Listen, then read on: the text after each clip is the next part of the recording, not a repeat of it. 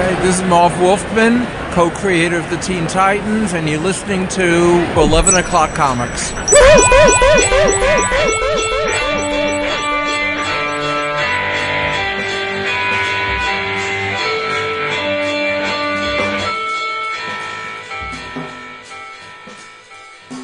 You are excited.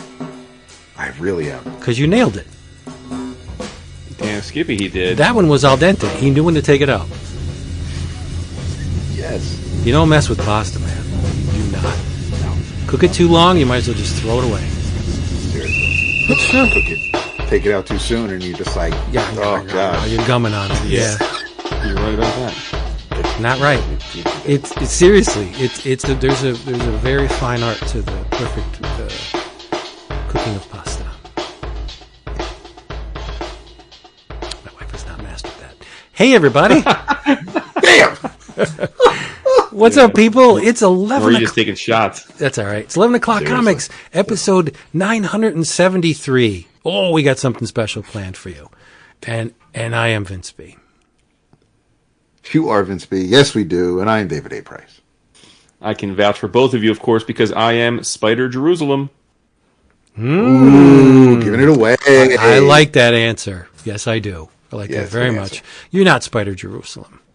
In some respects, you could be, but yeah, you're not as. These He's days, a wordy I don't look. motherfucker. I don't look too different from him on the cover of No, that's true. No, We you gotta get him don't. glasses for cosplay Other cons. than the spider tattoo on my dome, which I don't have, but Yeah. You're Jason Wood, everybody, all together on this. Just another episode of 11 O'Clock Comics brought to you by CheapGraphicNovels.com. CheapGraphicNovels.com has all of the book that you would ever want. Omnibus editions, trade paperbacks, OGNs, manga, art books for a fraction of their retail price. You look at your retail price on the back and you say, what? Because you're laughing, because you know you're not going to pay that at CheapGraphicNovels.com. And remember this, remember the suppository of savings, because if you are a first-time customer, you are going to order something, one or two books, you will receive an email confirmation thanking you and alerting you to the fact that they did receive your order and it's coming real soon. You're going to respond to that email confirmation and say, Max, my friends at 11 O'Clock Comics told me about this place and it is wonderful. I love it. And Max is going to put his little rubber gloves on and get the suppository of savings right up your poop chute. And you're going to get free shipping on your second order.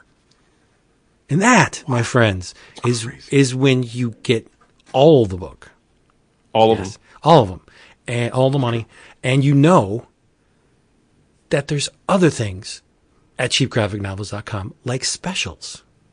Ooh, the specials. The specials are good. This week, we've got DC Finest Suicide Squad Trial by Fire trade paperback, $23.99. These first collection of John Ostrander and Luke McDonald's classic run includes stories from Suicide Squad numbers 1 through 10, Secret Origins number 14, Detective Comics numbers 582, The Fury of Firestorm numbers 62, 63, and 64, Firestorm the Nuclear Man Annual number 5, Legends 1 through 6, holy crap, the whole miniseries, and Millennium number 4.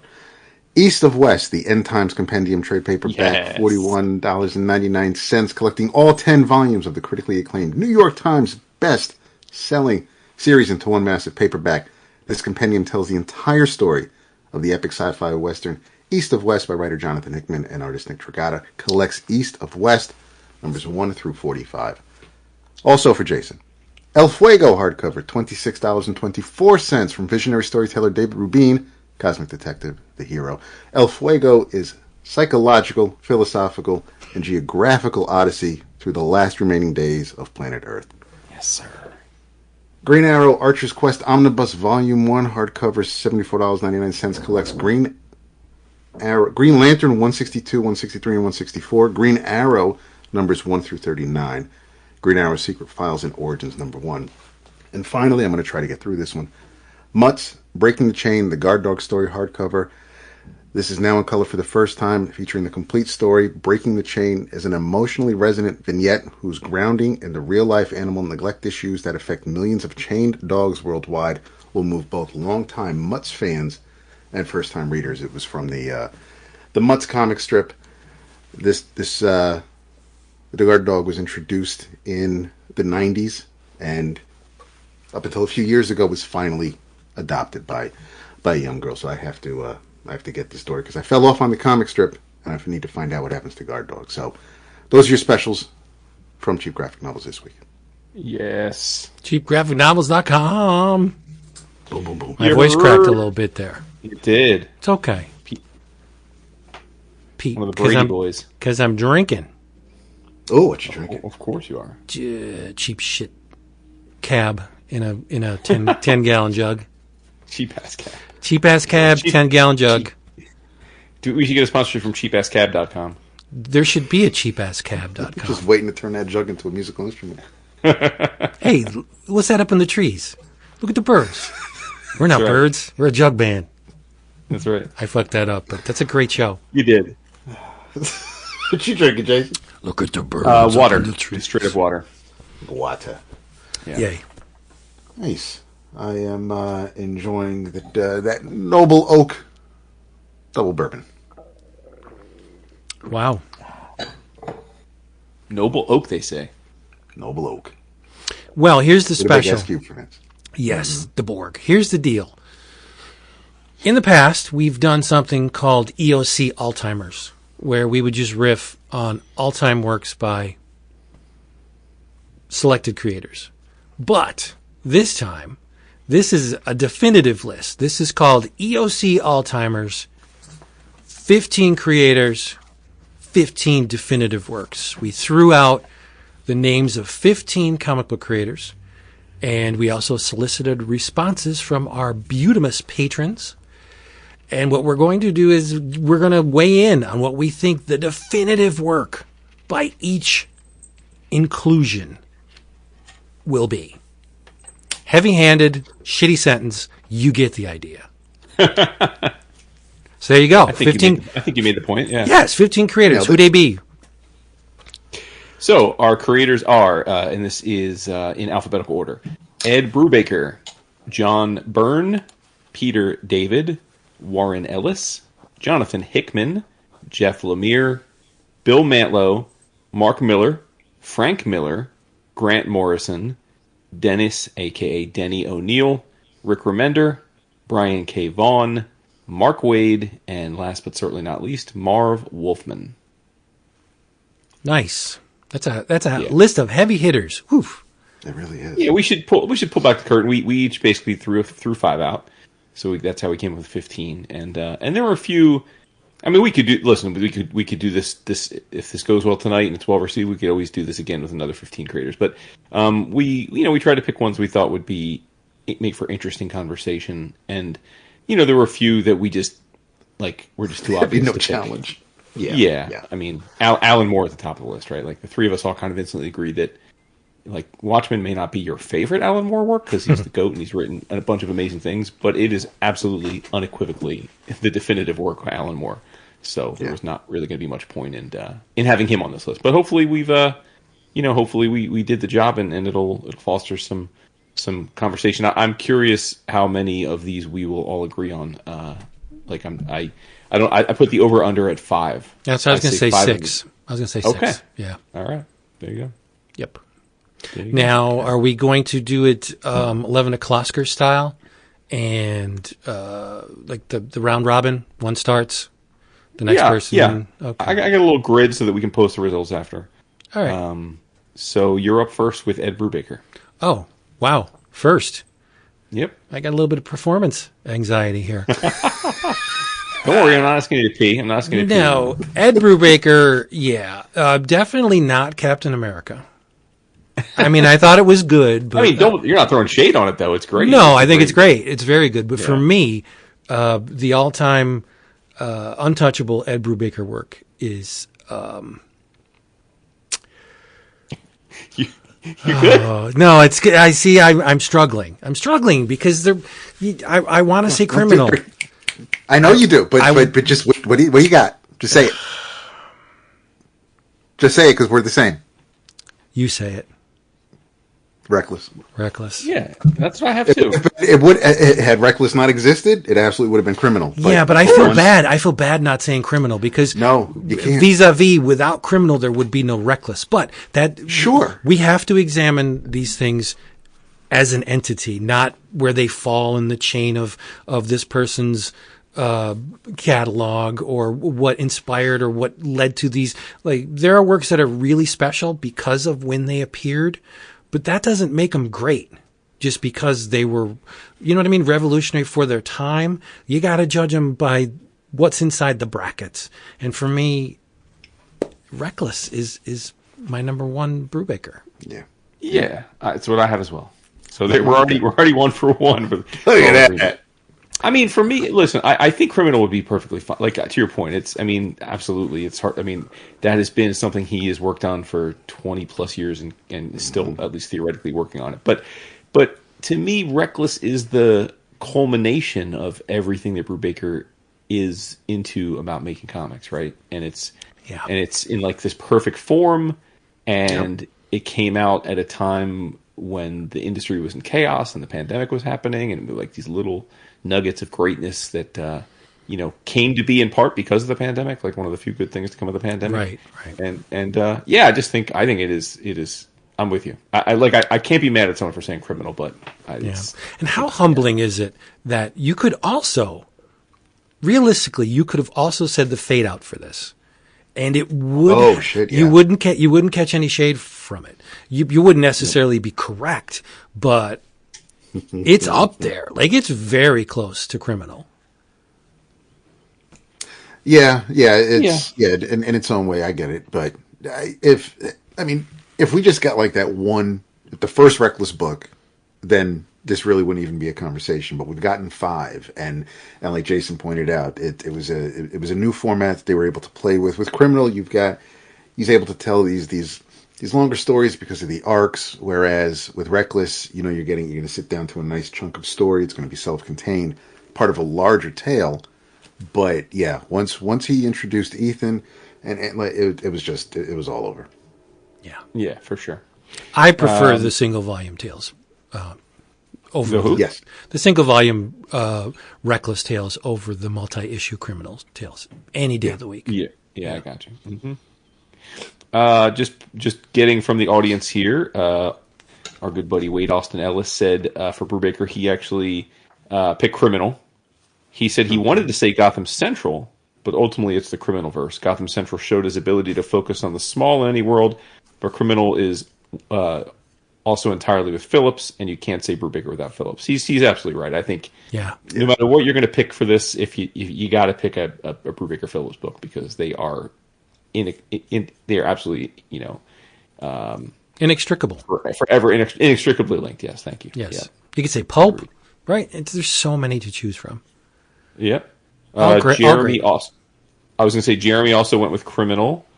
Jeff Weish went with Criminal.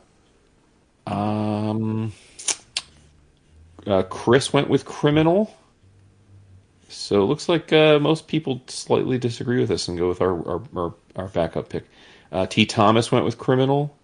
Yeah, pretty much everybody that answered the Brubaker question all went with Criminal. So there you go. We disagree with y'all. That's okay. Yeah, it's fine. Yeah. Spice of life. Like we said, that's one that's a coin flip. It really is. I don't think like Criminals. Well, I don't think they would agree with us, but there you go. Yeah. All right, Dap, you get to start off the John Byrne definitive work conversation. This was one that it wasn't. It would have normally been an easy pick, but when I really did kind of just test myself, and I said, "What is the definitive book that John Byrne has worked on?" For years, I would have said Fantastic Four, but it's Alpha Flight. Okay, Alpha Flight. Interesting. Okay, well, I mean, I have mad love for Alpha Flight, so I'm not mad at that. I am shocked you didn't say another thing, which I'll leave that open because maybe Vince is going to say it. But I actually did choose Fantastic Four, and I know some people are probably like, "How are you guys not saying X-Men?" Well, because X-Men is him drawing Chris Claremont, right? Whereas if we're talking definitive, Byrne had a very long career writing his own comics. And to me, like, the short list I came up with on him immediately were all books that he also wrote and drew. So, Right. but for me, because obviously I didn't grow up a DC fan, it had to be Fantastic Four. You know, arguably the second best Fantastic Four run of all time, behind, of course, the OGs. Right. Yeah. That was something that when I read off the Waid Wieringo volume last week, those are my top three. It's Stan and Jack, Mark and Mike, and Byrne. But thinking about it, with Alpha Flight, those 2 years we had of Byrne before he handed it off to Mantlo and Mignola, there was very little filler. There were some stories that were, but it wasn't overall. The story was extremely entertaining. The early Fantastic Four stuff, when he was just really having fun with the first family, those first couple of years were amazing. Then towards the end, it wasn't hitting as hard for me. And so if I had to, you gun to my head, as much as I love Fantastic Four, and it's absolutely one of my top three Fantastic Four runs. It's definitive, and that's why I had to go with Alpha Flight. And I know exactly why, and depending on who Vince picks, I'll explain why the other one wasn't my choice. Mm-hmm. I immediately, this one was a struggle for me.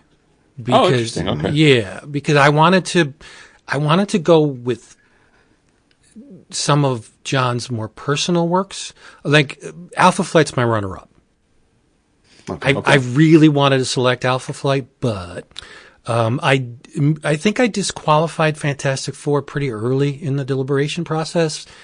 I love the run. It is a seminal, fantastic, well, it's right in the name, run, but it's Byrne doing right by Jack. It was instigated by Jack. It's an homage to Jack. It's wonderful, and it is everything a Fantastic Four run should be. But I don't think it's one of John's more personal works. Okay. I wanted to say Next Men, because I think Next Men is 100% John Byrne. If you like John Byrne and you like his storytelling, I mean, the art is not 100% John Byrne. It's a little scratchy on the inking, but in terms of storytelling, I think that Byrne is alive and well in every page of Next Men, as is Alpha Flight, which is more, in visual terms, which is more what we would expect from John Byrne.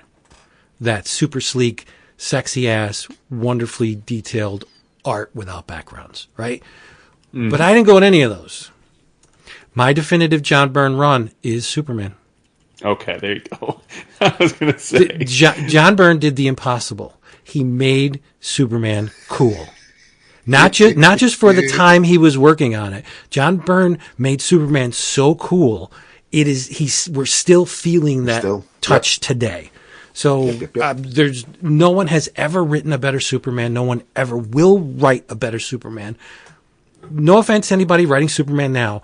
John Byrne's Superman, those Action Comics and Superman and the Man of Steel and all that stuff, World of Krypton, that is the best Superman is ever going to get. And the Triangle era creators knew it. They're like, we got a good thing here. And yes, you can argue that a lot of it was instigated by, Kirby with the Jimmy Olsen book. And because the Jimmy Olsen book, a lot of that Byrne just wonderfully appropriated for his Superman run. But that's okay. What he produced was something that's going to live forever. The Superman breathing today in the DC universe is the same dude in Byrne's books. And look at all the creators that worked on Superman after Byrne. They should all thank him, because Byrne made Superman a thing again. Nobody gave a shit about Superman before Byrne. I don't know about nobody. Well, very few. And when I'm saying very few, I mean in comparison to Batman. Oh, for sure. Right. Yeah, that's DC's big too. Wonder Woman never sold really well. Still continues to not sell great, but it was either Superman or Batman. We have the two biggest guns in comics. You have the biggest gun in comics, and Byrne told you why it should be. So there you go. I'm done talking about John Byrne. It would have the reason why I did not go with Superman for Byrne is because as great as those 2 years were and as many stories as we got out of it, he laid the foundation of what the others would take. And yes, he did what he did, and it's great that he did it because we've gotten decades out of it.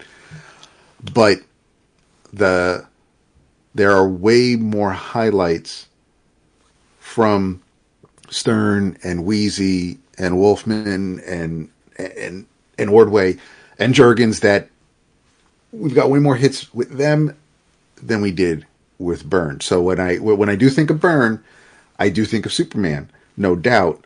But that's not the definitive Byrne for me. But it is. I mean, everything you've said is absolutely spot on. There's no arguing there.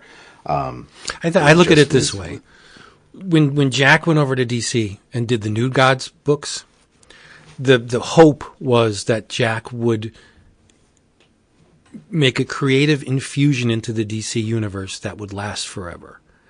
Mm-hmm. Byrne accomplished what Kirby couldn't. I mean, Kirby gave us Darkseid and the New Gods and a whole bunch of great characters, which became fan favorites, but never really permeated the DC universe as much as John Byrne's Superman. John Byrne's Superman is omnipresent. He's everywhere in the DC universe. Since John touched it. Look at all the decades since that. Like, that's crazy. Crazy powerful shit. And there was the rebirth bullshit when they tried to change it, and then they realized, like, why? Why? And then we had to have convergence so we could bring it back. But it just there was. I mean, but when you think about you think about Doomsday and the death, you think about him revealing the secret to Lois and them getting married. Like, all of this happened after Byrne, which again, without Byrne, we wouldn't have gotten there. But it's still even with the Guardian, the Newsboy Legion, like all of that. Well, that's Jack. It's still right. It's Jack, but it was really more fleshed out after Byrne had left. Exactly. They became people, real flesh and blood people. Yeah, like I've read. I've read Kirby's interactions with Guardian. Like they're okay, you know. Right. But I think Byrne did the impossible. We didn't know it back then. Like, holy, this is like a 12-point whatever earthquake on the Richter scale. This thing is going to be shaking the foundations forever, and it does, and it still is. But I understand. You're right. Doomsday and Crime Buster and all those great characters that came after. Yeah, they wouldn't. They're awesome stories. And it's not and Wheezy and all the everybody creators gets twisted. I'm not poo-pooing your pick. I'm not. If anything, I'm convincing myself why I didn't pick Byrne for Superman. But at least, but I mean, by all means, it's a fantastic pick, and I am glad one of us did pick it. Yeah, I was assuming at least one of you would. Bill Doty agrees with Vince. He says most character reboots just feel like new coats of paint, change for change's sake at worst. His Superman run changed very little on the surface, but remade those characters' entire world in a way that felt like we were looking at everything through brand new eyes. So he's with you. Chris Chavez says Fantastic Four. He said, even with the Balder debut on Uncanny and his retooling of Superman, there's a reason why so many people point to FF as his crowning achievement. Let's see. Meekin says Superman. Chris says FF. And T. Thomas says FF. So there you go. So mixed votes from the audience as well. Yeah. All right, I am up next with Mr. Peter David. And, I got to say, credit to dude, because you could make a case that he wrote. Now, I know this is a different conversation, but he wrote the seminal run on 3 different books. And there aren't many. I don't think there's many comic writers out there that you could make that case for, right? So. Sometimes I think Peter David is probably like fading into memory, and he's probably becoming someone that's like vastly underappreciated by younger readers because like he really hasn't made a mark in years, right? Right. But, like, yeah. But like they don't know, like they don't remember. Like there was a time when Peter David was like, if you knew he got a hold of a character he cared for, he was going to give you a long ass run on that character, which is something we just don't get anymore. So, but with all that said, I did think there were 3 possible answers for this. Like you could make a case for. So did I. But you see, but I had to go with the one that brought me to be a Peter David fan, and also the thing that if you just say the name Peter David, the first thing that pops in my head, and that is his 11-year run on the Incredible Hulk. Got it in one. Nice. That is my answer as well. Yeah. I assumed we all might be in agreement on this one. And the only thing that came close was, Supergirl might be, but it in second place would be X Factor. But Incredible Hulk, he was able to, because he was still tight with Carol Kalish and with the sales crew, he knew if sales were starting to peter off, no pun intended, and if that was the case, he knew that it was time to kind of shake things up a bit, which is why there were so many kind of different versions of Hulk, of Banner during his run, and people, I kept going back to Hulk because he was right. He had fantastic artists like Gary Frank and Dale Keown and Cam Smith, but he was the reason why I was reading Incredible Hulk after Mantlo had done his tour on it. Peter David and Hulk were synonymous. Yeah. Totally. I was close to saying Spider-Man 2099, but I'm like, bruh, come on. Oh. That's what I think that's what Caleb said. It's a great run, but I don't think it compares to the doesn't measure up. Yeah. We've got a bunch of votes for Hulk. Patrick says X Factor. Yeah, almost everybody said Hulk, but Caleb said, like I said, Caleb throughout the 2099, and we got one nod for X Factor. X Factor is definitely my runner-up. I love that run. I think that is the best. I think that is absolutely the best X Factor run, like bar none. Yes. Right. Well, whereas I think with Hulk, maybe, but with Hulk you can debate the Ewing run. You can that's at least a debate. And then none of us mentioned Aquaman, but that was actually the third I was thinking of. Is because when people say, "Oh, what Aquaman should I read?"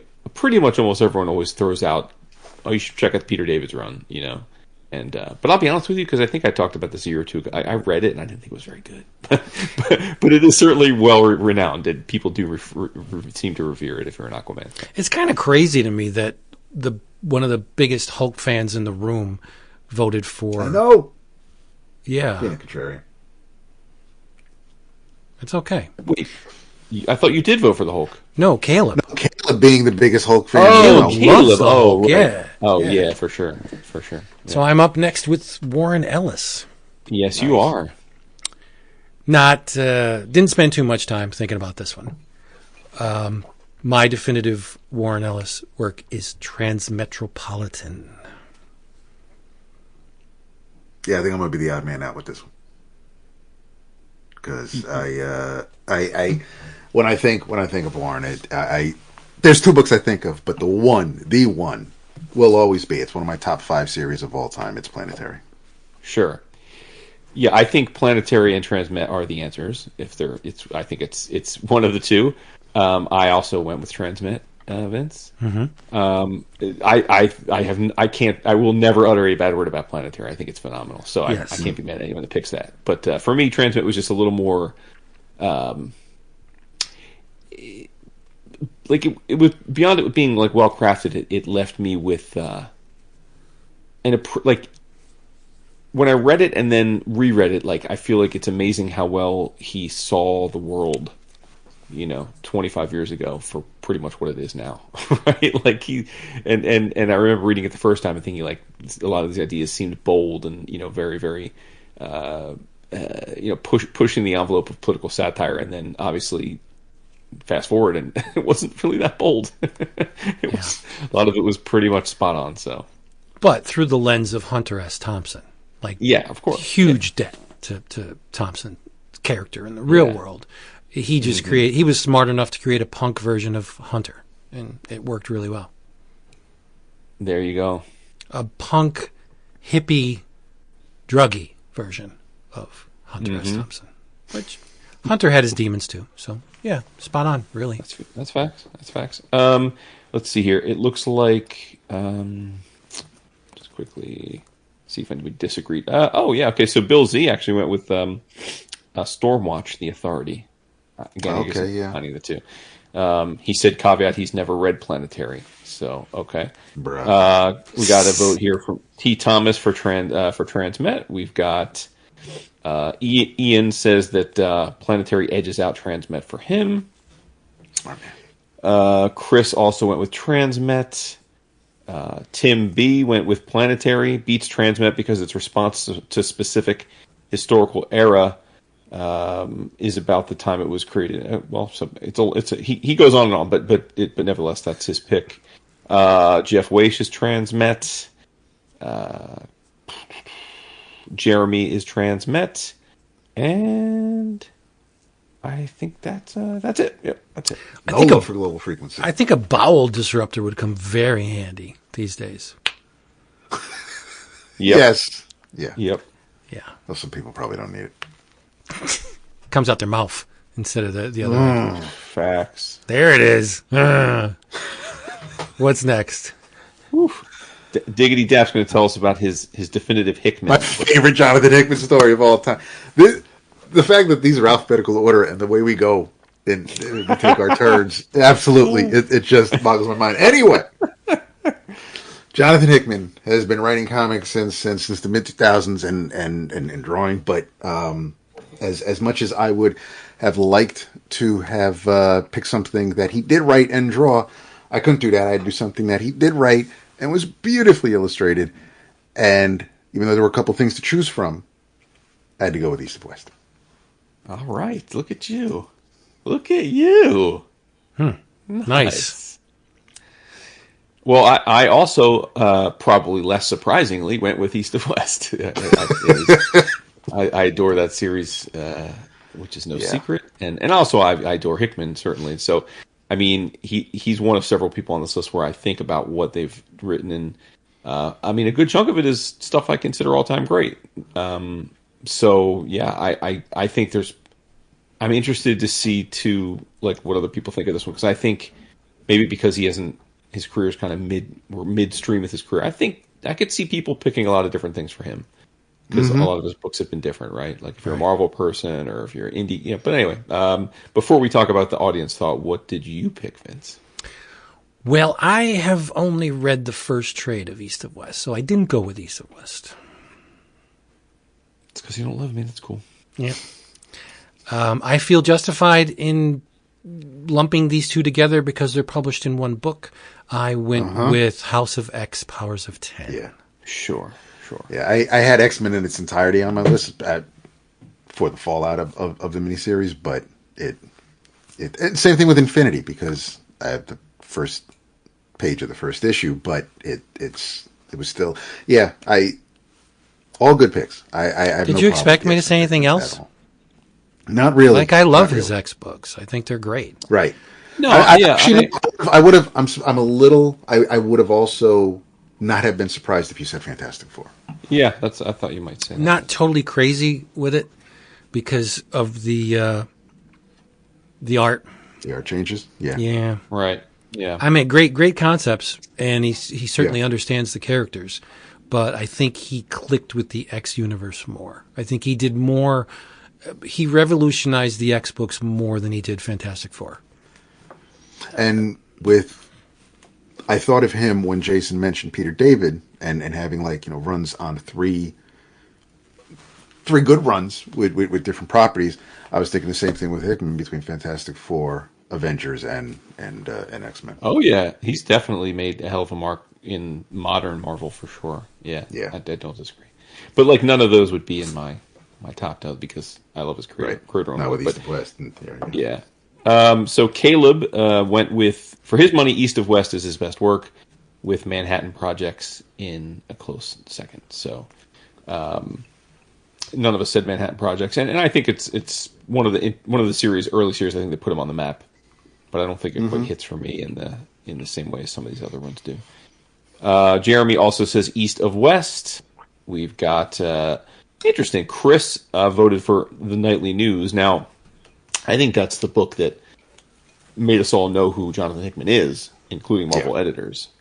And I think it's very good. But I don't think it's his definitive work. I think it's early Hickman. It's like the kernels of what Hickman would then become capable of creating, in my opinion. But, yeah, I dislike that book immensely.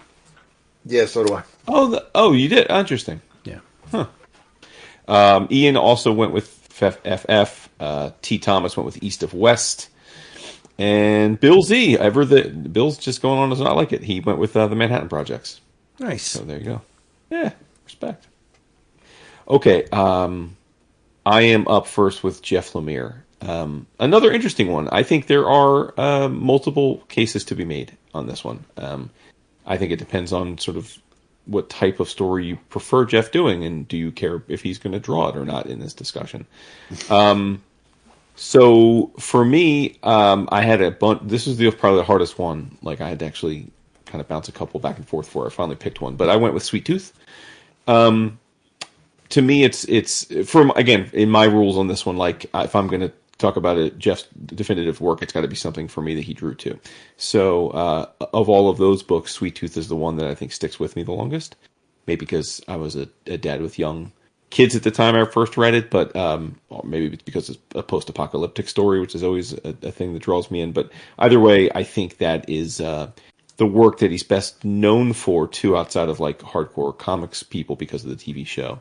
A very successful run here on Netflix, still ongoing. So, so I went with Sweet Tooth. Although I won't be at all surprised if you guys didn't, or if the audience didn't. Vince, you're up next.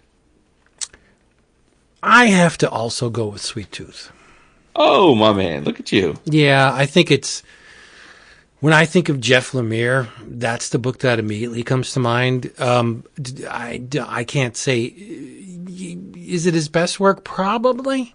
I think there were more books that were in the moment more impactful to me, but just looking back on his stuff, and again, I haven't read any of Black Hammer, so I can't even factor that in. So I'm just I like Sweet Tooth a lot. Nice, yeah. I had three of Jeff's works that he wrote and one that he drew on my list. Couldn't go with the Terrifics with the other two on the list. Could have gone with Black Hammer because as great as it is, but like you said, Jason, he doesn't draw it, and technically it's still kind of ongoing. But I ended up going with as soon as I wrote it down, I capsed it and bolded it, and the answer is Sweet Tooth.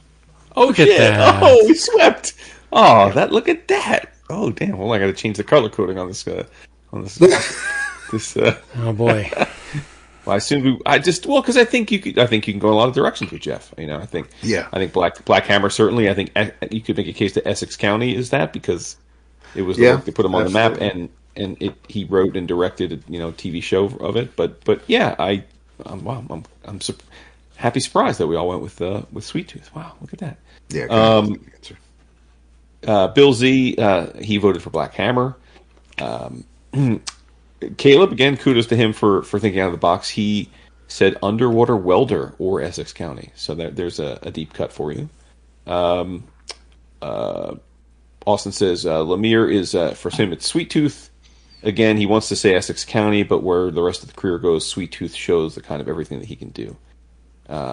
Jeremy voted for Black Hammer. Jeff Weish said he lands on Sweet Tooth. Chris went with Essex County. Ian went with Black Hammer.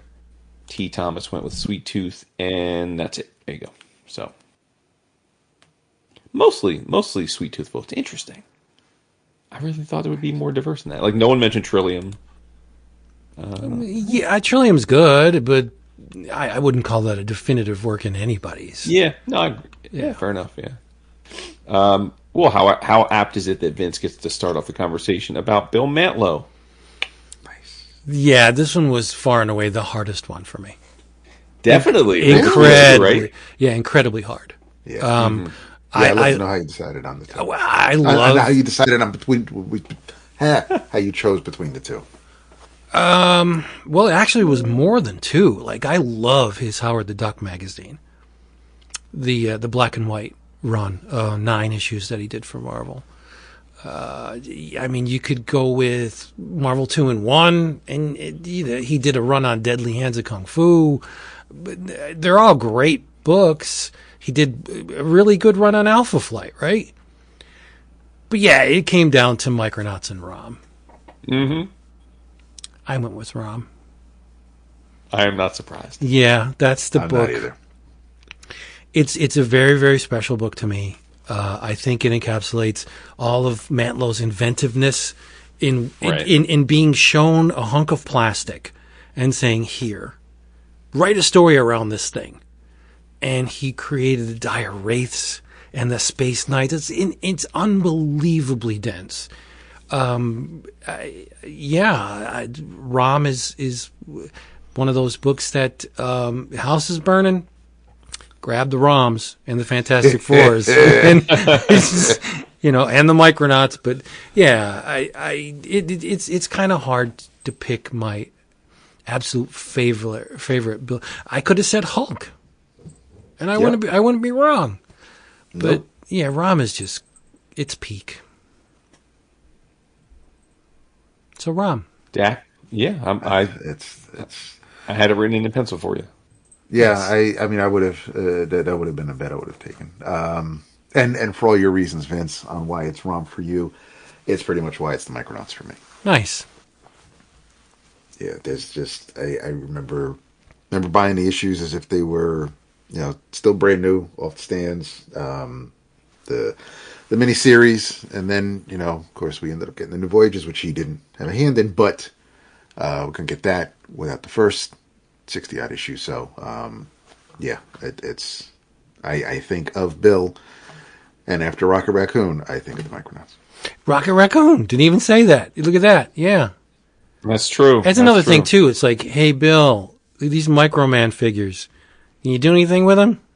We got a license from Mego. I don't know. I'll whip something together. It's like Like a something. Yeah. what? I got it. Yeah. He's like, I got it. I agree. I mean, the two I were trying to decide between were Micronauts and Rom. And by the thinnest of margins, I went with the Rom. Nice. Yeah. Do I think it's a better book? No. It's what do you do? How do you I know. the ship is sinking, you have 2 kids you have to save. You can only save one. I don't know.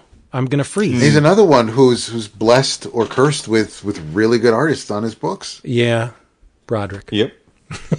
Broderick just stopping in there. But I mean, he also had Ditko on Rom. He had Ditko on some pages for Micronauts. He had Sal Buscema on Golden, Incredible Hulk. You've had Michael And, Golden and on Rom. on the Howard the Duck magazine.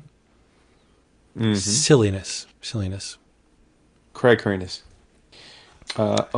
Okay, so Dap is up with Mark Millar.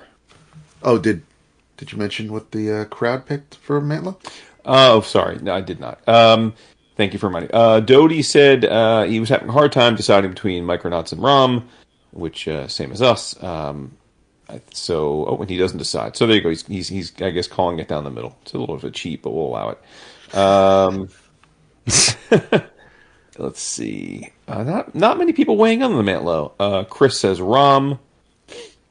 Yeah, I think some of the old heads really are going to go for this. Yeah, one. T. Thomas went with Rom, and Bill Z went with Micronauts. So yeah, only some of the old heads chimed in on this one. So now I get to go with Mark Millar. Yeah, there were a couple things here that I A couple of could different directions have. you could take this though. You could take this a couple of different directions. Yeah, no, and I really did. I went to the bibliography and I did go and make sure that I had things the way I thought they were. But even after looking at the list, I still kept going to the one that really was probably my favorite story that he did. And for Mark Millar, my definitive book by him is The Ultimates. Interesting. Wow. I was this close, because it's not finished yet. I'm sorry. I was this close to maybe giving it to the Magic Order, but I really, really do enjoy The Ultimates for as dark as it is. It's interesting. I love the Magic Order, certainly, and you know that. But I to me, definitive is a conversation about, again, what is the book that this person is most known for and is most representative of him. And like I mean, I don't even how many. I mean, not that sales matter all that much, but like I don't feel like enough people have even read the new Millerverse books to be like his definitive work. For sure. Like, yeah, you know, like as much as I love the Millerverse, but I yeah. So for me, I also went with the Ultimates because I think that you know, you poll 1,000 people who Mark Millar is, more people are saying, you know, the Ultimates, because not only was it, I mean, if you were to read it now, right, it would probably feel really, it would almost feel like it was like a cash grab to tie into the movie, right? Not the other way around. Like if you just like picked up this book and randomly, like you're like, oh, I want to try some Avengers, and you pick up like, oh, it's the adaptation, yeah, and you're like, right. But obviously we know, because we lived through it, that so much of the visual language of the MCU is from that book, and you know, and so I mean, I know we're just talking about the comic, but to me, like if you're talking about the definitive, it's the comic that led to the fucking MCU, you know, or at least again the visual, and even a lot of the structure, right? I mean, the MCU is more ultimate than 616 for sure. Yeah, absolutely, no doubt. So yeah, so you and I both went with the Ultimates, and judging by Vince's surprise at your choice of the Ultimates, I'm guessing he did not go with the Ultimates. No, I couldn't go with anything other than the Ultimates. Oh, yeah, interesting. Nice. Because there are books that I like far more. Yes, same. Than the Ultimates, but he created the blueprint for the Marvel Cinematic Universe. Yeah, and you got to say Hitch. I mean, Hitch did a for sure. And I think it started to get a little weird towards the end. Yes, but that first Ultimate series is like there's electricity in that book that's contagious. So yeah, I went with the Ultimates too. Excellent. Another sweep. Yeah, I think that's the fourth one. We're up to 4 already. Yeah. So yeah. I mean, of course, there's Enemy of the State and Old Man Logan. I even had Superman Red Sun, but I mean, those 3 issues, there's nothing in those 3 issues that even comes close to anything done in the Ultimate. So it was, really, that's it. Bill Z, gotta love him. He went with Huck. Love Huck. I love it. That's awesome. I mean, that's good. I'm glad. The world needs somebody to be like, I like Huck a lot. I like fucking Huck. You need people like that. Seriously, repping for Huck. I love it. Chris Chavez says the Ultimates. Bendis may have had the longest run on the Ultimates U title, but this is the one that Head and Shoulders was above the rest for me. Concur. Tim Meekins went with Wanted because he says it's the formula that set up the Miller world. That's a good pick because again, that's true. Yeah. When I think of the Miller world, it's hard, like for this conversation, I don't think you can pick one Miller world book or like series and say that's it because it's all tied together. But yeah, but Wanted might be the answer because that is pretty much the series that begat it all. So, and then the money he got from turning Wanted into a movie set him up to make his own comics for the rest of his life. So yeah. But anyway, I have a hard time with Mark Millar. I think he's a perfectly capable writer. I enjoy his books. But for some reason, I can't put him on the same stage with Warren Ellis or Grant Morrison or any of the people that we just mentioned. Not because he's not. There's just something about his books. They're a little too pop for me. Sure. I think the Magic Order is the closest he ever came to writing something that I really, really loved. And that's an anomaly for him because like the Big Game and the Ambassadors, like all that recent stuff, it's all good, but it just seems like he's like a character from what's the X-Men run that's almost universally poo-pooed with when they became pop culture whores with the social media and everything, and the Chuck Austin. The Austin. It seems like all of Miller's stuff, not counting the Magic Order, takes place in Chuck Austin's universe of the X-Men. You know what I mean? No, I'm trying to say, Sure. It's too shiny and too sleek and too pop oriented and too social media, and I don't know. He's just not a writer that writes things that immediately connect with me. Like the last couple books, Ambassador's Big Game, I had to relent because they were just good. I thought they were very, very well done books, but great. I don't know. I don't know. I think he's blessed with wonderful artists. Oh yeah, that is a talent in and of itself. His partner, yeah, for sure. Never would have tried Ambassadors had he not had that lineup on it. And the same with the Big Game. Pepe Larraz, shut up. I'm reading it. Sure. Yeah. Sure. Just before we move on, Chris voted for Old Man Logan, which is a book we haven't mentioned Oh, there you yet. go. Yeah. Yep. T. Thomas went with the Ultimates as well. So mixed bag. Like you said, I think Miller has done a lot of really good things. I don't know that he has like a great comic. Like I don't. Right. I'm with you. Like I think he was my. I don't know. It was 2023. I guess he was my writer of the year in the O'Clockers that year because he gave us 6 different miniseries that I thought were all very good. But it was like kind of rewarding. Like he gave me like 6 B+ or better things, right? But like, do you pick that or do you pick like the person who gives you 1 A+++? Right? Yeah. It's tricky. It is. It's tricky. It's tricky. So yep. You get to go first. Everybody there? Me? Oh, Yeah. This is great. That's This is great. Next up is Frank Miller. I so wanted to go with Ronin. I really, really, really, really wanted to go with Ronin. Wait, okay. No, I thought this was Jason's turn. Go ahead. Oh, it's all right. I mean, if I mess it up, it's fine. Oh, yeah, no, it's fine. No. Oh, well, I mean, no, this is good. No, you were starting. Go ahead. Continue. This is You're yours. in a groove. Get in your day. Yeah. Frank. How near and dear to my heart is Frank Miller? I don't even know if I can convey. Dude. He is, yeah. I love everything Frank has done, but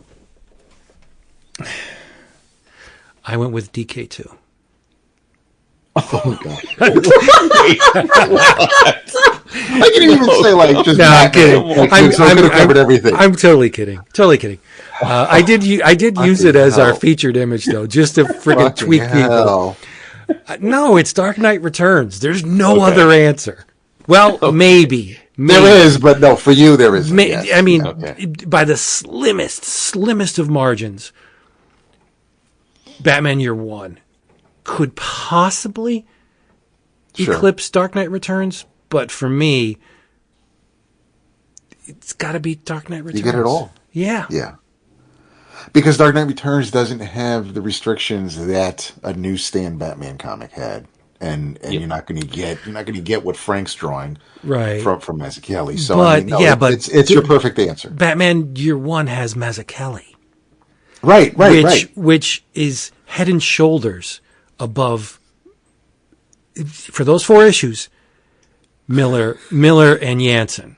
Like I love. I'm not going to argue that. Obviously, I love Miller and Jansen's work. I mean, you'll never admit this again, but yes, I will never admit it again. But there's an elegance to what Mazzucchelli brought that 100%. Miller just. Oh, it's so good, dude. You're not lying. Frank can't do that. Frank's not elegant. Frank's a claw hammer. Right. So yeah, Dark Knight Returns. I can't say anymore. Stop. Dark Knight Returns. I'm done. Yeah, I mean, for me, there was only one answer, and I mean, it could have been Batman with either Year One or DKR because I kind of considered him, but it's the only answer for me is Daredevil. I'm not surprised. Yeah, but that's okay. He's because when I look and I don't know how many other people might do this. You'll do it with certain creators and certain books or certain titles, and they'll never be as good as Bob. But everything every single person who comes on to do Daredevil will always, for me, be compared to Frank, and that's not, if that's not an answer for what's the definitive version of a book from someone, then that I don't know why we're even playing this game. But it's Frank and Daredevil are absolutely said in the same breath. But isn't it amazing? Okay, we're talking about Frank Miller, creator of arguably the finest run of superhero comics at both Marvel and DC. I said arguably, because many people consider Born Again the best Marvel ever or will ever get, and I can't deny that, right? Born Again is fucking a seminal work. Yeah. Dark Knight Returns, Batman's never ever going to get any better than Dark Knight Returns. Just not happening. Right. Yeah, and I will say that you even see that in the comic original art market, right? Like Frank Miller art is valuable, needless to say, but if you want like definitive Frank Miller art from his career, it's based on price and what people are willing to pay. It's DKR, and it's DKR way up at the top, and then Daredevil. But like those are the two, Yep.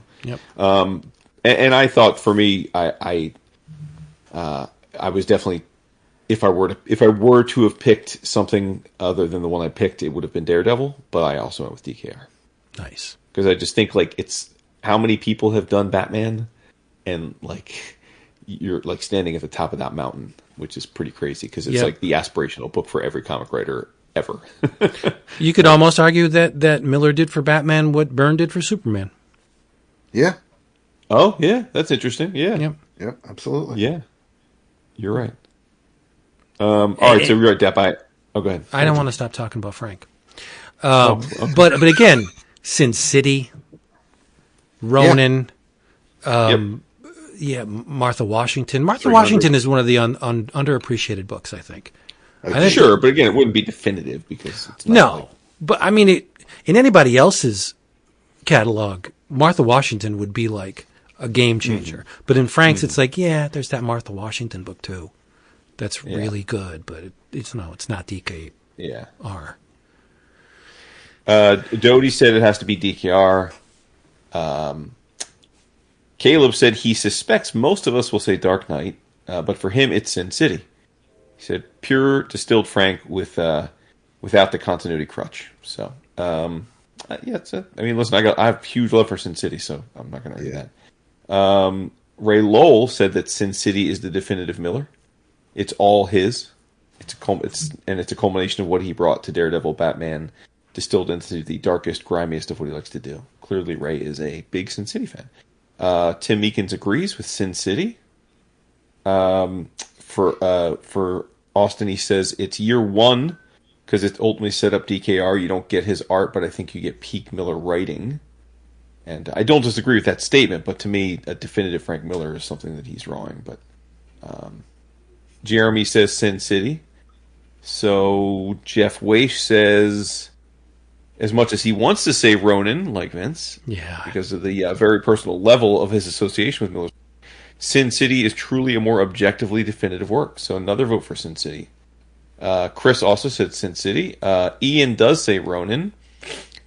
T. Thomas says Sin City. And then Bill Z says Daredevil. So almost everybody said Sin City, which is interesting because none of us really even seriously considered it. No, I didn't. I mean, again, in anybody else's body of work, Sin City would be like a mic drop. But in Frank's, it's a consideration, but not for long. Right, yeah. It's crazy. So I did get us out of order, so I'll start off this one. Grant Morrison is up next, and I think there are plenty of cases to be made for plenty of his works, which is in its own way a testament to how amazing many years of his career have been, right? Regardless of, I don't know if he's doing anything hot these days, but he had, a good, 25 years where he was doing really great books for, almost nonstop. But ultimately, for me, this was one that it came to mind immediately as I saw him on the list, and then I tried to bring some other books into the conversation, and they just kept getting knocked off the knocked off the beam for the person who got there first, and that's the Invisibles. I think like the love and hate of Grant, right, is always how weird he gets, and he gets all up into his different intellectual pursuits and passions, and he tries to intertwine that stuff into his works. I think sometimes very successfully, sometimes not as much, but to me, The Invisibles is the perfect like mix of what makes Grant Morrison great, if you do think he's great, which I think we all do, which is these multi-layered stories, but they also work on the surface level, and they're fucking weird. And just kind of embracing that comic should be ridiculous at every possible moment, which is I think why Morrison is at his best one of the best. And so to me, Invisibles is just the seminal version of that. I think Doom Patrol is of similar style, so I would get that. I also considered Absolute Superman because that's probably my favorite Morrison story. And then I would also say, although it wouldn't have been my pick, I think you can make a case for his X-Men run, much like with Hickman. Morrison, when he took over the X-Men, just completely turned it into something it never was before. And many of those things that he did had stuck with the X titles from there on out. So, but yeah, I went with the Invisibles. So there you go. Nice. Who's next? Me? What about you? Yep. Mm-hmm. For Grant. Yes. Doom Patrol came really, really close. Mm-hmm. But it didn't win. This run, or these books, I should say, because it was released in a number of runs, are Grant's great work. And when I say great work, I mean like Aleister Crowley's great work in that sense, where Morrison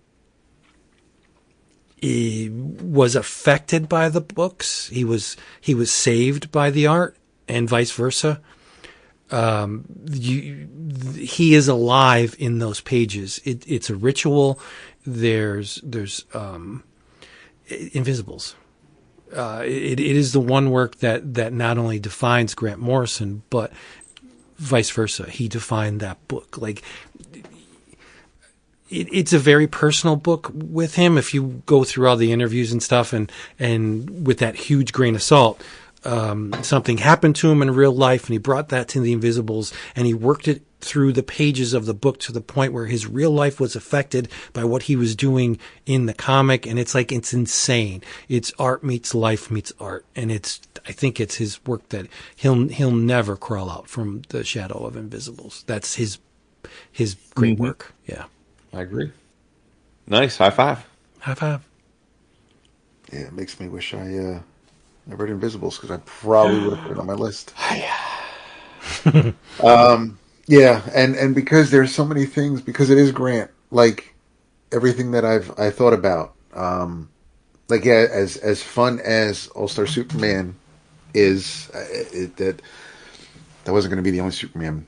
That wasn't going to be the only time I put Superman on my list, but I thought about, of course, Final Crisis, Flex Mentallo, and but one thing I thought about with Grant is there's a chunk of stories, there's a chunk of books that I would like to revisit, and once I dig them out, I probably will. But I had a lot of fun, and this is the only really jank answer I have on the list.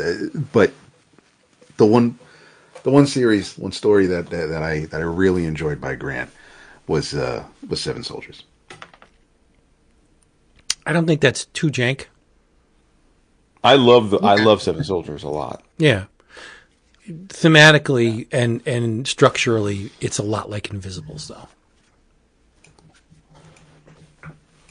Which is not a detriment to either.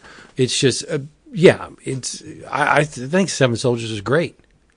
Yeah. Me too. I mean, it's amazing though that there are things that I didn't even consider, like Final Crisis. Final Crisis is pretty great, but no. No, yeah, it just can't. It can't match Invisibles, right? Sure, right, yeah. Or Doom Patrol. I mean, but yeah. Or All-Star Superman, which is really phenomenal.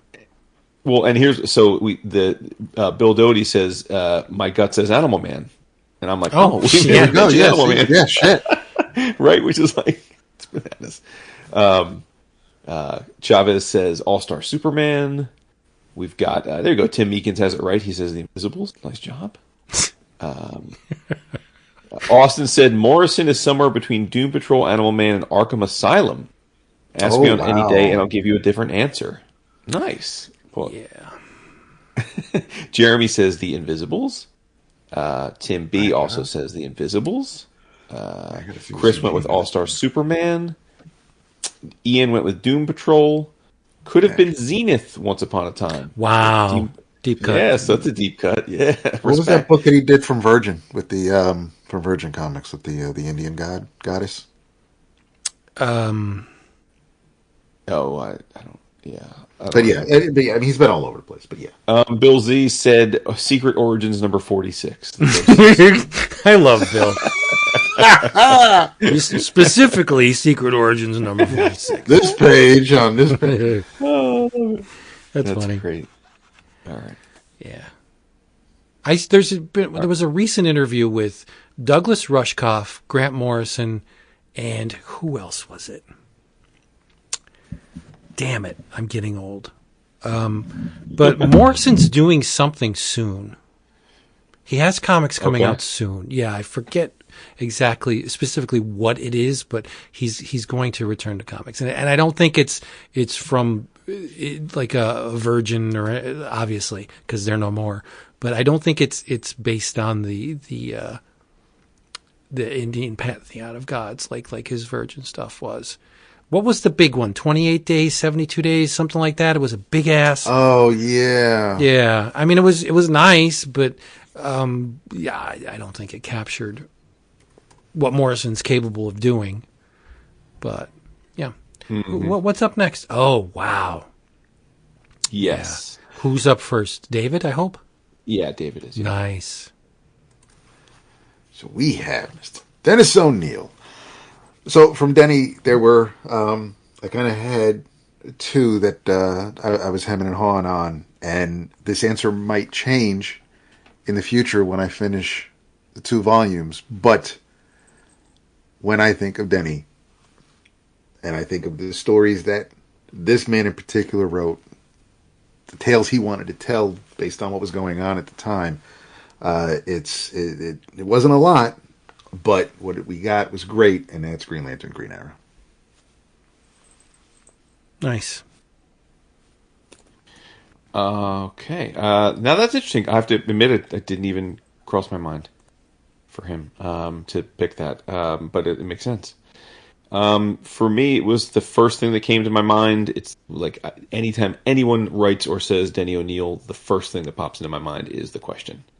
So got to go with it because I will never remove that image. Those two things are synonymous to me in my somewhere in my cerebellum. Sure. Yeah. Again, I've read a ton of Denny's stuff, way back to the detective issues with the Joker and the 2 fucking fish guns and then, you know, the Green Lantern, Green Arrow stuff, and nothing ever came closer than the question to my heart. Like when that book was coming out, every month it was like one of the first things I've read.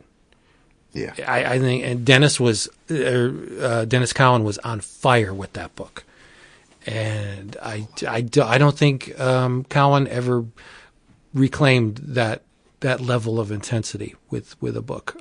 Yeah, the question is one of my all-time favorite DC series. Mm-hmm. Yeah. Nice. Something we'll talk about. All right, high five again, Vince. Special episode. High five. All right. Doty says that he appreciates Green Lantern, Green Arrow, but he thought it was a little ham-fisted, so he's going with Batman. He said, as a writer and editor, he basically created the Batman we know today. Let's see. It's funny, none of us even really seriously considered that. Hold on one second. People aren't didn't label their O'Neills very well, so. Yeah, it looks like most people the question. Ian's a Green Lantern, Green Arrow. We've got question. So everybody's question and then 2 Green Lantern, Green Arrow. Yeah, Nice. I really want to finish 2 omnibus so I can see where it ranks. But yeah, just 'cause it's been so long since I've read it. Vince, you get to tell us about your favorite or not favorite. See, I messed up. You get to tell us about the definitive Rick Remender book. Yes, definitive. That's the key word here, definitive. That's key, yes. Because if it was favorite, I would have went with Strange Girl or Sea of Red. But since it's definitive, there's only one answer for me, and that's Fear Agent. That's a great answer. That would have been my answer had I never read Deadly Class. Yeah, very, very. I mean, as you guys know, I'm down for what Remender is about pretty much at all times. So there were a couple that I think you could make a case for.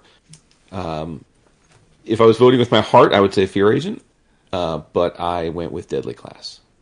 Nice. It's just slightly edges out in a very, very close race between those two. I'm surprised Vince didn't go with Frankencastle. Again, favorite.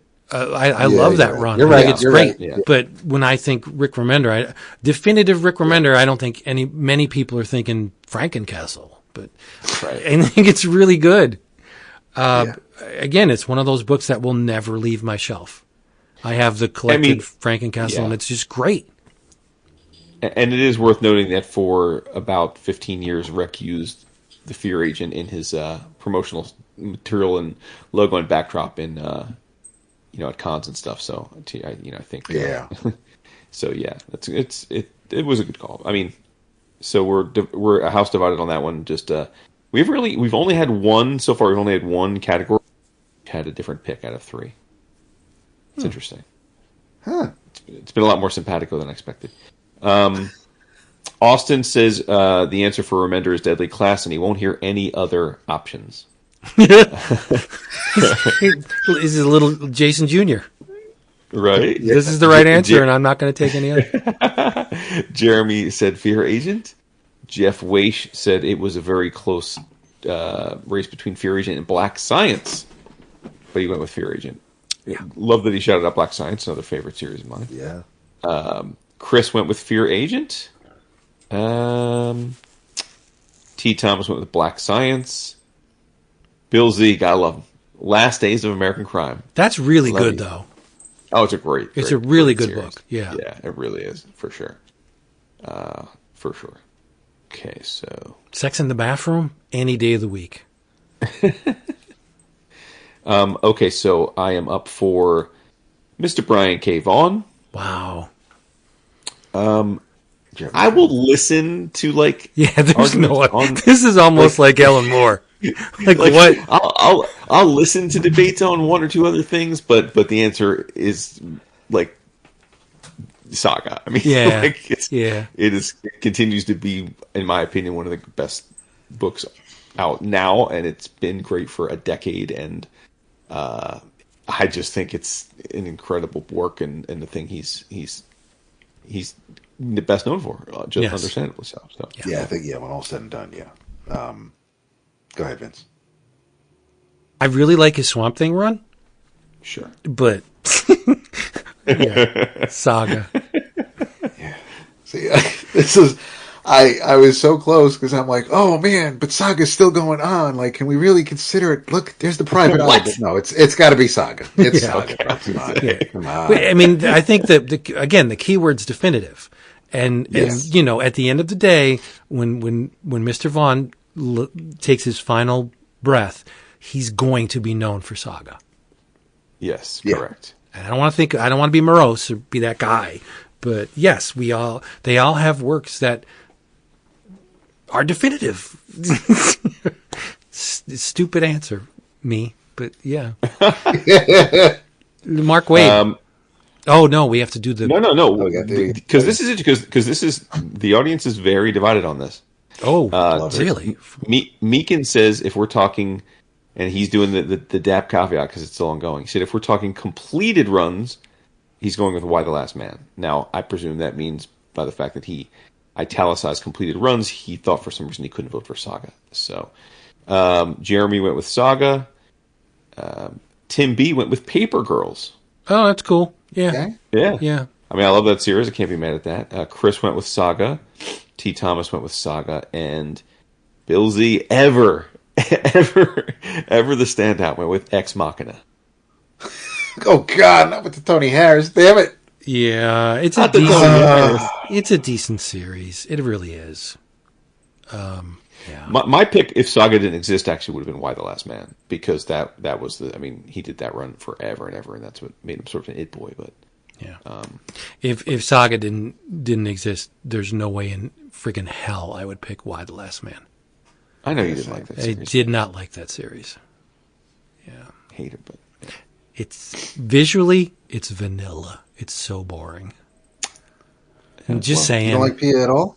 Not really. Or just you didn't like her in that setting? No, I just think I think the line work is just comatose. It's like whatever. Okay. It's whatever. I'd say nobody needs to hear my opinion on this right now. Who's up next? Who's up next? Well, Dap went, and then I went, so it's up to you. Ooh, I get Mark Waid? Ridiculous. It's ridiculous. So many books to choose from. I think the hardest one, because yes. He's a guy who has been writing, especially superhero books, like high level superhero books, for what, three plus decades, and like he's had great runs on a lot of things, but I don't know that he's like he's so like the breadth is unassailable, right? Mm-hmm. But how often was he ever the best writer in comics, right? Right. Which is unfortunate because he is very good. He's Absolutely, very good. Yeah. This one was extremely easy for me. Oh. It came to me in a flash. Oh, yes, of course. Because Mark Waid has written the best Flash run of all time. Yeah, it's also, and having not read it, I'm going to go on a limb, Vince, and say that is it the definitive Wally? Yes. West run? Okay. Yes. Yeah. I really had no attraction to Flash at all. I bought the book when it first started coming out just because I bought everything. And it was like, yeah, okay. But when Waid came out, Wally became a person to me. And Wally's family became important. And Impulse and Max Mercury. And it's like, holy shit, this cast of characters is amazing. And, the Humberto Ramos art helped. But I just think Mark Waid injected life into Wally where, okay, there's Clark, there's Bruce, and then there's Wally for me. Like, Wally would be my favorite DC character if not for Batman and Superman. I think the run is that good, dude. I'm not kidding. And it's Speed Force? Non-existent before Mark. Oh, really? Yeah. I didn't think it was Mesner Loebs, but I thought maybe it might have been Millar and Morrison. No, he injected the science into the Flash. That's awesome. I mean, it's wonky science, but it's science. DC science.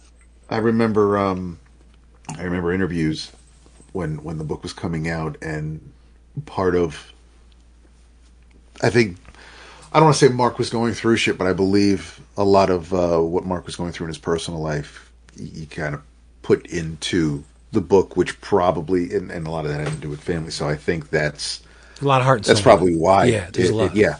It's a great run. You should really. I'm stunned that you've never read it. Because for me, back then, well, at the time I wasn't buying as many comics, but for me, in my mind, Wally was still Kid Flash from the Titans. So seeing him picking up the mantle and running with it, I couldn't, or the baton. I need to. It's something I need to rectify, Vince. So at Baltimore, we'll look for some Wally stuff. If you read Wade's Flash run, you will never consider Wally Kid Flash again. I don't know if I'm just telling you. So maybe you don't want to read it. If you're that close to Kid Flash, don't read Wade's run, because Wally steps out of those shoes and he's his own person. Yeah.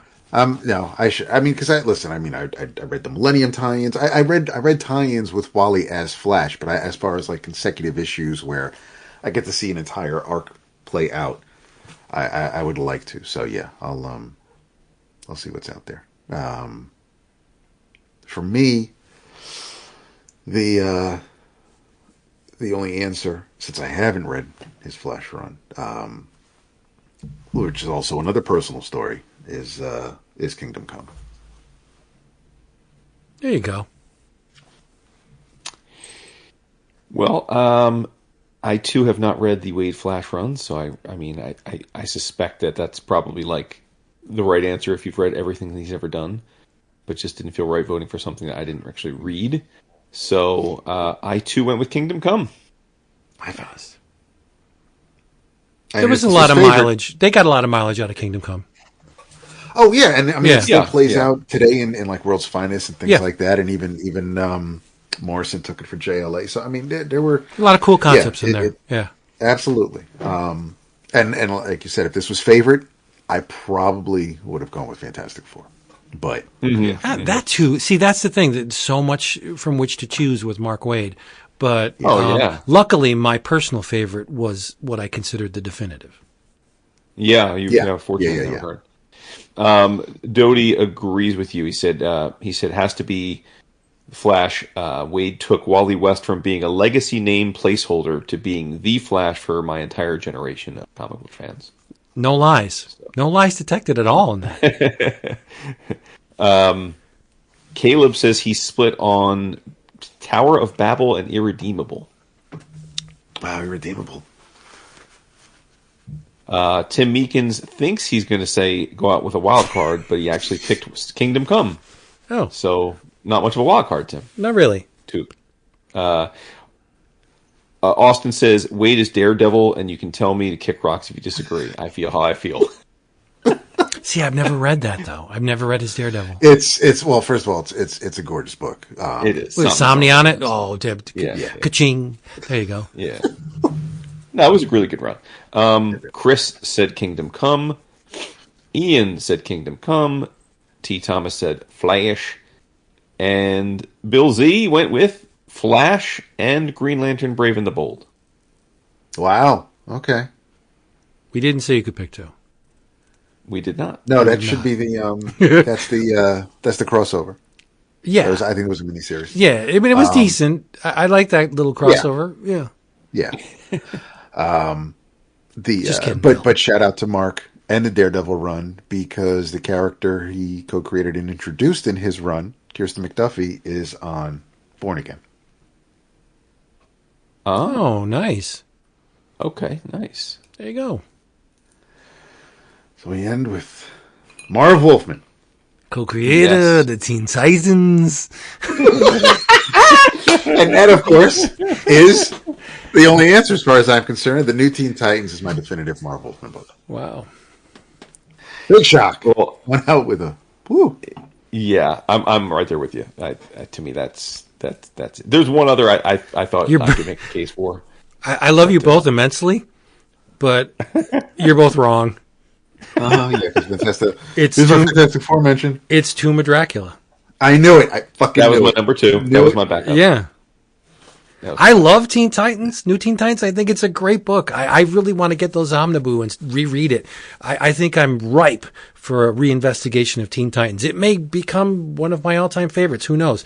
But the work he did on freaking Tomb of Dracula, oh my God. Yeah, so fucking creepy. And you gotta write a check to Gene too. Gene was, without Gene, that book would never have been as impactful as it was. Yeah. But you knew I was going to say that. Yeah, yeah. So the final tally on that before we do the audience on this. Well, let's do the audience and then I'll go back to our over-under. But Doty went with New Teen Titans. We got, let's see here, New Teen Titans from Chavez, more specifically the part of his run with George Perez.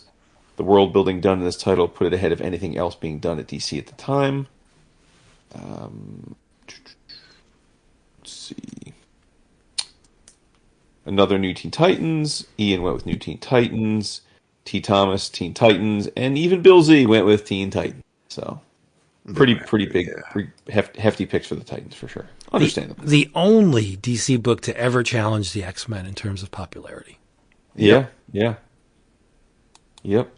So there it is. Just to recap, we were clean sweeps on five categories. Ed Brubaker, we all chose Reckless. Lemire, we all chose Sweet Tooth. Mark Millar, we all chose The Ultimates. And Brian K. Vaughan, we all chose Saga. Oh, and I'm sorry, I skipped Peter David. We all chose Incredible Hulk. So there's your 5 sweeps. We only had one category where we all chose something different, and that was John Byrne, because Vince went with Superman, Dap went with Alpha Flight, and I went with Fantastic Four. And then the rest of the categories, it was 2 and 1, and Vince, you were the standalone voter in 3 categories. Jonathan Hickman, you went with House of X, Powers of 10, and we went with East of West. You went with The Flash for Mark Waid. We went with Kingdom Come, and you of course just went with Marv Wolfman for Tomb of Dracula, and we went with Teen Titans. And then Dap is quite the little standout. He actually was the lone vote for 6 of the categories. He voted Planetary for Warren Ellis to Vince and my voting Transmet. He went with the Micronauts coin toss, while Vince and I went with Rom Space Knight on that Bill Mantlo category. He went with Frank Miller's Daredevil, while we went with DKR. He went with 7 Soldiers for Grant Morrison, while Vince and I went with The Invisibles. For Denny O'Neil, Dap went with Green Lantern, Green Arrow. Vince and I went with The Question. And then for Remender, I just colored it wrong. Actually, Vince was the standalone on that with Fear Agent, and Dap and I went with Deadly Class. And there you have it. Wow. So there you go. I think this was a lot of fun. Yeah, EOC Alzheimer's definitive. Bang the gavel. Case closed. Yeah. Great idea, Vince. No, it was Dap's idea. It took him friggin' 16 years, but he came up with something really good. I was due. We took care of the slack, so yeah, had to come up with something else. No, this was a lot of fun. I like doing these things because we can just let our hair down, enjoy, have some fun, riff on, bust each other's balls and the patrons, and it's so much fun. Yeah. Mm-hmm. Agreed. But we have some time to kill, my friends. Oh. Yeah, we're only at it. We're a little over an hour, so we have good. In your travels. We do have in your travels, but you know what I reread thanks to Ollie's? No idea. Do tell. Speaking of Frank Miller, I reread DK3, The Master Race. Oh, I see. Did you go back and get it? Jesus Christ! I did. It was $7 for the whatever. And you got to take a step back and ask yourself, okay, is this a great Batman story? And the answer is no. It's not a great... No, I don't think there was really much of a question. No, it's not a great Batman story. Is this a great Justice League story? And once again, the answer is no. It's not a great Justice League story. I think Andy Kubert did a wonderful job on the visuals. I really like Frank's backup stories where he employs that, quote, European style, which is just basically Frank doing whatever the fuck he wants to do. But the one takeaway from DK3, The Master Race, and I don't think it bodes well for the Dark Knight Returns universe, is that, if you guys remember, Bruce dies towards the end of the series, and Superman drops him in a Lazarus pit, and he's not only revived, but he's de-aged. And the one thing that I love about Dark Knight Returns and DK2 is that Batman's old. He's busted. And yet he still manages to come out on top. That to me, that's a Rocky success story. where you come up from almost nothing. Your body's failing you in many ways, and yet you're Batman. You still have the stuff, that mojo to succeed, to win. Now that Bruce is de-aged in the Dark Knight universe, I don't know if that's any fun. I don't know if that's a good thing. I think it was a fun experience, but I mean, your mileage may vary. It's a weird story, and I don't know where Frank Miller ends and Azzarello begins, because they both wrote it, Brian Azzarello and Frank Miller.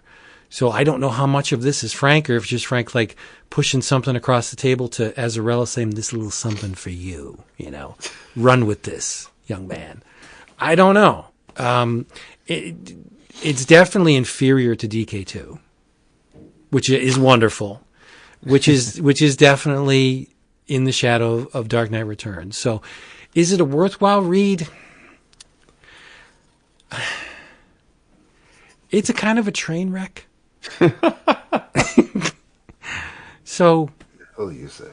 Yeah, but it's Frank, and I can't front. It was enjoyable on some level. I don't know. I can't specifically determine what level, but yeah, and it's so silly because I have the single issues, and I also have the box with the hardcover with the Jim Lee penciled covers. And now I have this all-in-one hardcover version of it. I think I have more DK3 The Master Race than I actually need. But again, I love Frank. So there you go. I'm probably not going to get any comments on this from either of you. I mean, I feel like there are better ways to express your love for Frank. Yeah. Exactly. I could have reread Ronin. That would have done it, but no, it was there, it was available, it was cheap. So I just thought, what the hell? I'll reread it, and I did. I have to imagine, like, what were they thinking at DC? Where it's like, oh, Miller wants to do another Dark Knight. Shit, this is great, but he wants to do it with a co-writer. Okay. All right, and he doesn't really want to pick up the continuity directly from DK2. All right, well, okay, and it's going to feature a lot of the Justice League. Oh, so it's like DK2? No, it's not like DK2. It's fucking weird. The Justice League stuff is going to be non-essential because Hal's in it, and he gets his hand separated. From he makes the mistake of running into I forget the Kandor person that was married to these three women, and the wives fuck up Hal, and they remove his hand, so Hal wanders in the desert seeking himself. He's on a like a vision quest, and Frank draws him with a turban. Like he wraps the cloth around his head, but it doesn't fit his head. Like Frank draws the cloth like if it was a hat made out of fabric. And Frank, what are you doing? Like, this is so fucking weird. But then eventually Hal gets his hand back, and he's Green Lantern again. It's so stupid. It is so dumb. Yeah, but again, comics should be friggin' ridiculous, right? And these are. Absolutely. And you get the whole rift between Diana and Lana, which is Lana is Superman and Wonder Woman's daughter. So Lana feels like she's more Kryptonian than human. So when the Atom makes the mistake of enlarging the Kandorians, which was really dumb. I don't know why he did it, but like, yeah, let's add 1,000 more Kryptonians to the Earth. Like, who didn't see that becoming a bad idea? And the Kandorians kind of sway Lana over to their side, and it just there's a huge rift. But when Cal comes back, she's kind of torn. She's like, I'm Kryptonian, but I'm definitely not Amazonian. But no, kid, you are Amazonian, you know? And it's the whole struggle all parents go through with their kids and kids go through with their parents, where it's just like, I'm not you. Well, there's a lot of me and you, kid. You can disavow it, but it's there. I thought that part of the story was interesting. You get to see Wonder Woman's boob in one panel. Yeah, and it's drawn by Eduardo Rizzo. So that's not a bad thing at all, right? It's just a strange series. I can't recommend it, but it's a curiosity. You know, if you want to see what a DC cash grab looks like, read DK3, The Master Race. Is this the longest ever non-recommendation on the show's history? Could be. Yeah, but it's Frank, right? It's to say a Frank Miller book is fucked up and weird. Is that a stretch? Like, the man has been producing fucked up and weird for a long time. Yeah, he has. It's just odd. It's strange, but again, I can't nail down the contribution. Is it Azzarello being weird, or is it Frank being weird? I don't know. Again, it's murky. It's very strange. It's a strange book. Mm-hmm. I don't love it, but I own it in multiple formats, so I don't know what I'm trying to say here. I don't know. Yeah, me neither, because I don't know why you would own that in multiple. That's baffling, but yeah.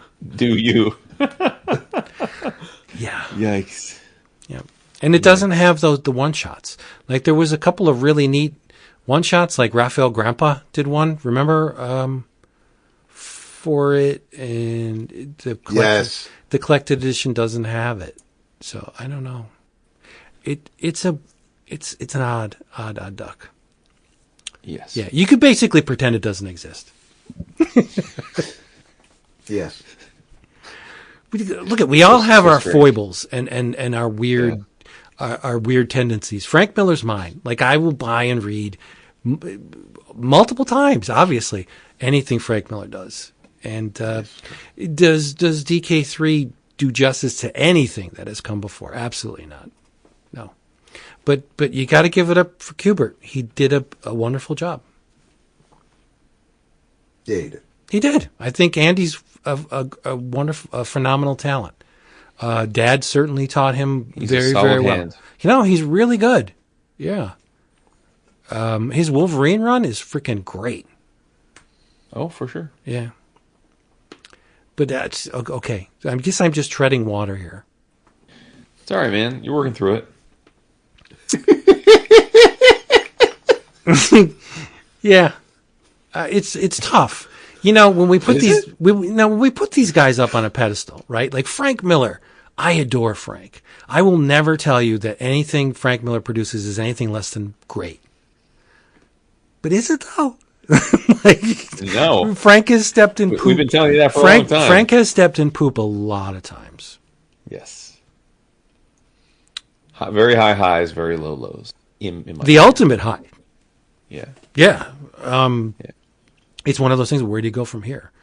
Obviously down. There's only one way to go. After Dark Knight Returns and Daredevil and Ronin, and there's only one way to go. Sin City, you go down. Yeah. But people got to create. Got to create, man. Gotta create. Lots of bands keep putting albums out long after anyone listens to them. So it's true. Sure. Yeah. All right, everybody. Hey, thank you for listening to this.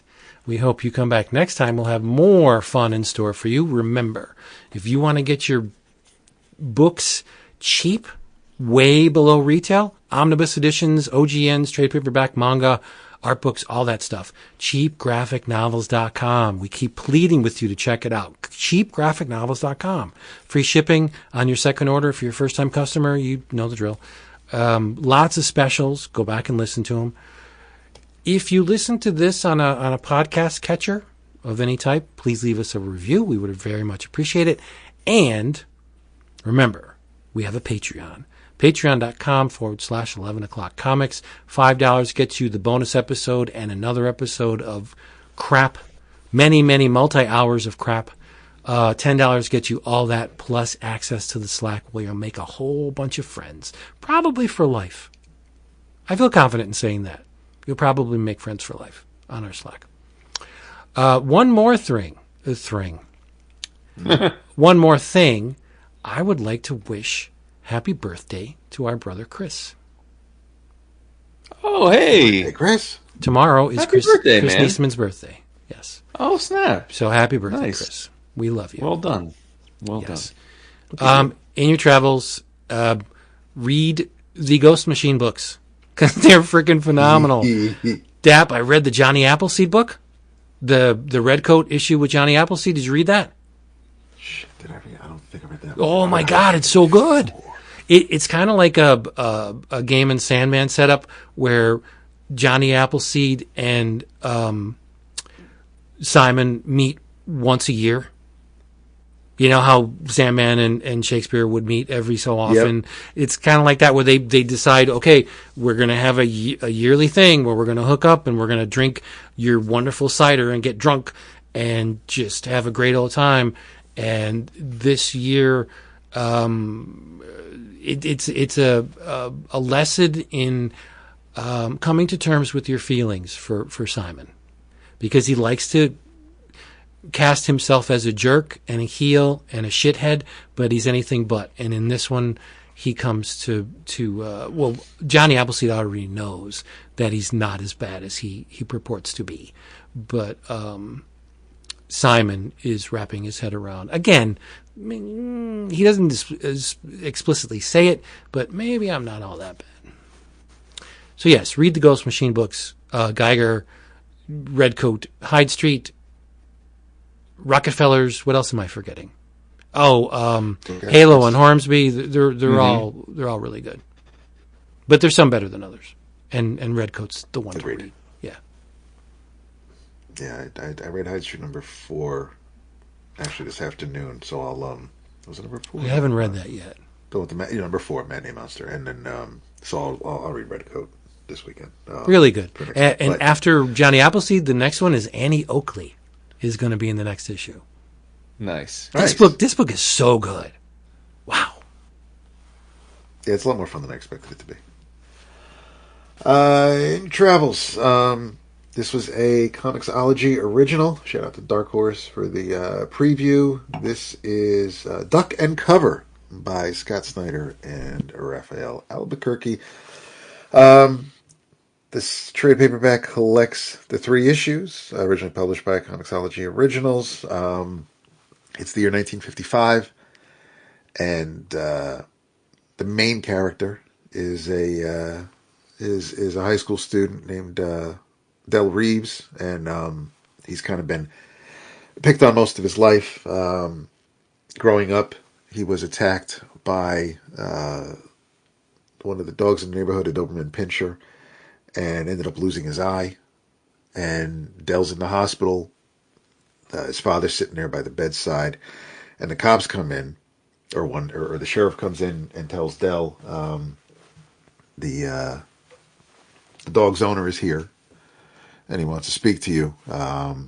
Get ready for an apology. And Del's like, no, it was a mistake, it was an accident, whatever. And the sheriff's like, no, you misunderstood. You're to apologize to him. And Del's also black, which is why he is treated the way he is. And Del's adamant he's not going to apologize, but Dad is like, just let it slide. Just say it so we can move on with our lives. And that, of course, now is just sticking to him as he grows up. And there's bullies in this book. One in particular, his name is Pug, and he constantly reminds Del that he's the kid who apologized to a dog. But the main reason for this book is that this is during the era when you had all those beware of the nuclear war movies and PSAs. So you had to duck under your school desk in the event of a catastrophe, and that's what these kids in detention do. There's about 5 students. They see Ollie, one of the kids, sees a flash of light outside. They all duck under the desk, and miraculously, they're some of the only survivors. At first, they think it's a Russian invasion. It looks like it might be aliens, kind of like a War of the Worlds kind of thing. But seeing them overcome these obstacles, trying to fight back and overcome their own personal demons is quite a ride. All the characters are different. It feels like it feels like high school conversations and the way kids would treat each other. I don't know if Snyder and Albuquerque will be returning to this. It ends in a way where it definitely leads into. You could see another story coming out of it if they so choose. And I don't know if they're going to, but it was quite a bit of fun. So yeah, if you weren't reading it from Comixology, you'll be able to get the trade. I believe it's solicited this week. I think I put it on the Slack from the CGN special. So yeah, in your travels, Duck and Cover, published by Dark Horse, by Scott Snyder and Raphael Albuquerque. Nice. Deep cut. I don't think I've read that, and I love Albuquerque's art. You do, yeah. Yeah. In your travels, please to check out Usagi Yojimbo, 10,000 Plums, #1 of 5. I don't have a good reason for why I decided to read this new Usagi miniseries, but we're kind enough to receive Dark Horse comps, so we always see everything they have, and I'm like, this looks interesting. So I gave it a try, man, and Usagi's, we talk about it a lot, like it's one of those series that I'm woefully underread in, but every time I do come across an Usagi story, it's terrific. And like all Usagi stories, this is story art and lettering by Stan Sakai. And it's a 16th century Japan. It's right after the Battle of Adachigahara. Say that 10 times fast. The samurai Miyamoto Usagi lost his Lord Mifune to the armies of Lord Hikaji, and then of course he goes on a walkabout. And in this story, he and Yukichi and Jen are they're wandering through, and they come across a valley of 10,000 plum trees. And then they're not supposed to be there, and some of the trees are destroyed, although they didn't destroy them. But the guards think they did, and hijinks ensue. And that's the cliffhanger of the first issue, is what will happen next. Respect. A little shout out to Stan Sakai. Nice. It's one of those books that's always been there. It's always been there. It's always been good. Yeah. And I think, well, I won't speak for y'all, but I know I take it for granted. I just take it for granted. I think a lot of people do. I have the double volume slipcased edition. Yeah. And I have a bunch of the singles, including like the old Fantagraphics ones, and a bunch. But I like Sakai's work a lot. But like I fall off, and I jump back on, and I fall off, and it's I don't understand. It's like Mignola. Like I haven't read Mignola consistently over the years. But then when I do, I'm like, holy shit, why am I not reading this on a regular basis? Just like you said. Totally. Yeah. Yep. Only so many hours in the day, Jason. So true, man. I'm just starting to read Legion, and now I got to realize I got to read the Waid Flash, which is a whole other big chunk. Yeah. Yeah. Wow. I don't want to compare the two. Just read them both. There you go. All right, everybody, thank you. Go out and buy some comics. We don't care if it's a brick and mortar or an online retailer. Just go buy some comics, read them, talk about them with other people online. Your life will be better. It will remove you from the drudgery of everyday life and inject you into fantastic worlds in which you lived or you want to live. Absolutely. In which you want to live. There you go. So, in the meantime, say good night. I have nothing queued up. So, say good night. Does this have a music component to it? Oh, it's a damn snow globe, but it doesn't have a music box on it. Jesus, David. Damn, dude. Good night. I know, sorry. Gamera is friend to all children. Wow. Did he say Dave? I don't think he... There he goes. Oh, there he goes. Yeah, he likes doing that. All right, but Just we'll be hanging. back same bad time next week. This one is going to be a little early because shit's going on in the background. But next time you can rest assured that we will fall into your lap at the usual day. We're sending Vince on a scouting assignment. Yes, Vince may not come back because this was a freeform roundtable type deal. I'm not going to do a gallery with this episode because that would tip our hands. Sure. So yeah, it's going to be totally surprise, and I'm telling you this after you've listened to the whole thing. So yeah, just tell them you love them so much. Love you so much. Love y'all so much. That's it for that one.